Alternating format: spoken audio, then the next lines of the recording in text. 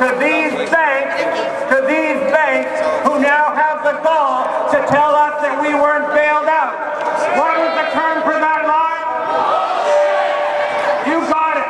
They were bailed out. They couldn't get that money commercially. The government gave it to them, and it was essential to keeping these banks in business. We don't need lectures from these banks about standing on our own 2 feet.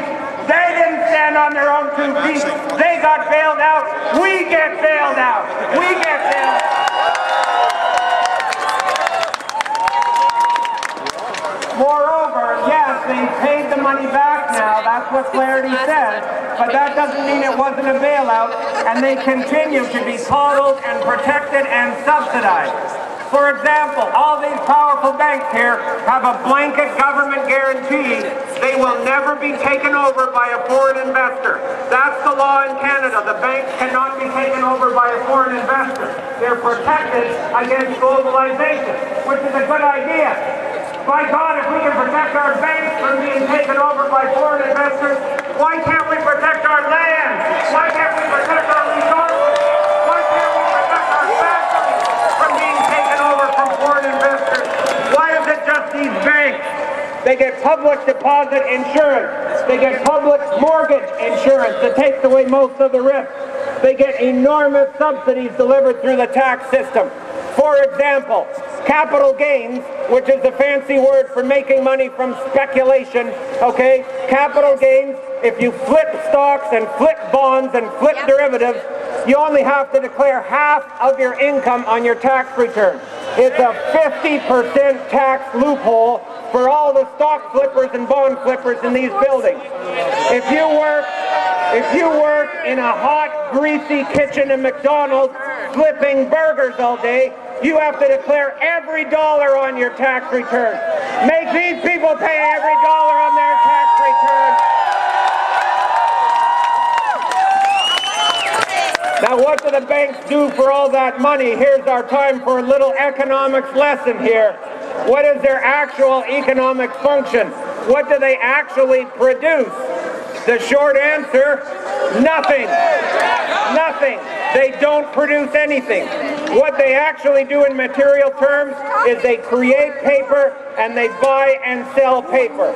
Unlike us who work in the real economy where we have to produce goods and services that have actual value, these institutions produce paper. Here's the economic lesson for today. You can't live off of paper. You need food, you need clothing, you need housing, you need culture, you need education, you need health care, you need entertainment, you need fulfillment, you need public transit. You can't live off of paper.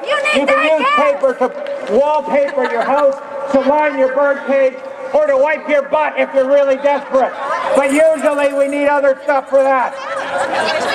We're the ones who produce the real value here, not the people producing paper in these towers. What do they do with the paper? They create money out of thin air. That's literally what banks do.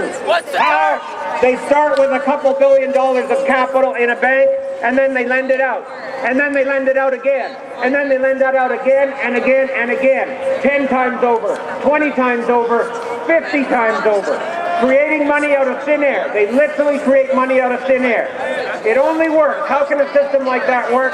It only works if everybody doesn't come to the bank and ask for their money back at the same time. If that happens, every one of these banks falls as surely as Lehman Brothers fell or as surely as Dexia fell in Belgium.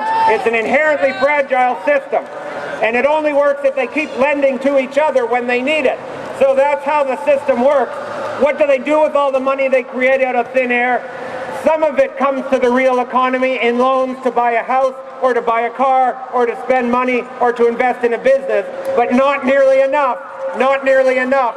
We need more money in the real economy. The problem is they take enormous sums of the money that they've created out of thin air and they use it to place bets, buying and selling some of the other fancy pieces of paper that they've produced. It's gambling, it's not production.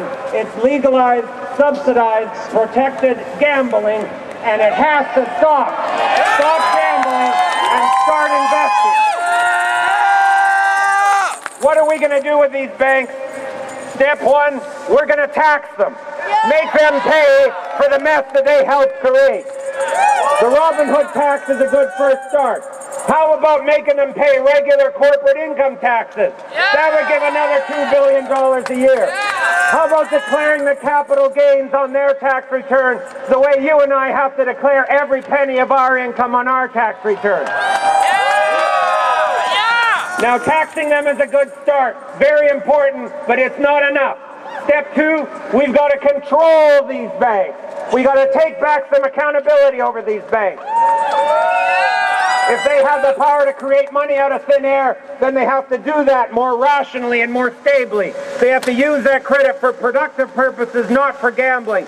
We have to eliminate the gambling, prohibit the gambling, force the banks to do something useful with the money rather than speculating and gambling. Step one, tax the banks.